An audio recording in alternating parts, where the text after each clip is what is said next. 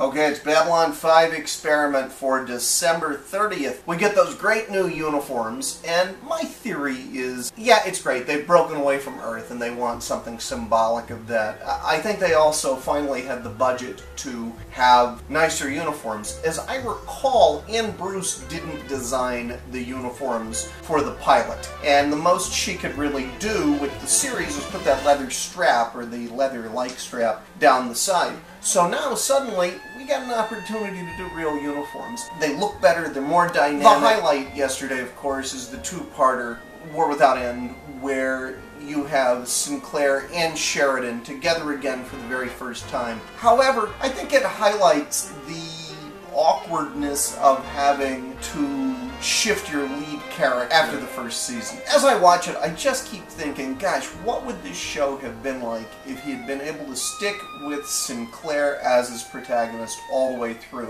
Michael O'Hare is someone I appreciate more and more as I watch the show. When he left, it was very surprising. I don't really want to go into the reasons why I heard there was the departure. I will say that I never heard anything about Michael O'Hare and any sort of substance issue.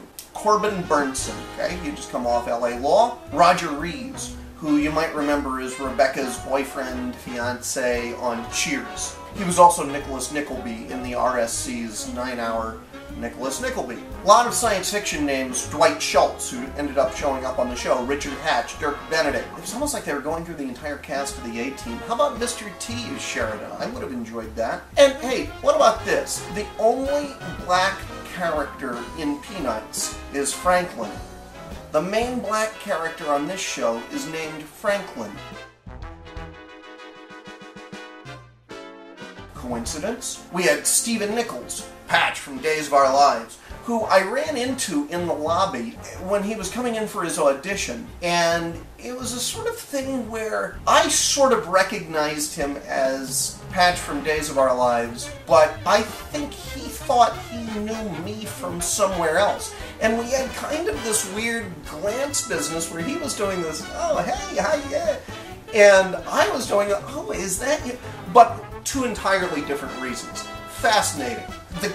The actor I lobbied for, and by lobbied for, I mean I mentioned it to John Iacobelli as someone I would like to see in the part, which is about the extent of my power and authority on Babylon 5, was of course David Selby. But the actor that really I just heard around the offices a lot was Stacy Keach. Of course, when I first heard about the new captain, he wasn't named John Sheridan. I remember from John, the name Stephen Ryder was used a lot, but that may be me misremembering. Anyway, Stacy Keach. I think Stacy Keach would have been marvelous. But if you've seen The Ninth Configuration, you know what I'm talking about. Starring in Indians by Arthur Kopit on Broadway with Sam Waterston, he established himself as one of America's finest actors. You know, it was a solid choice. He was a good shot in the arm for the show. Seeing Michael O'Hare back was really terrific. His energy was so different, and that whole idea of him being a man of destiny is something I can very much see. So, speaking of see, I have to get back and see about 10.7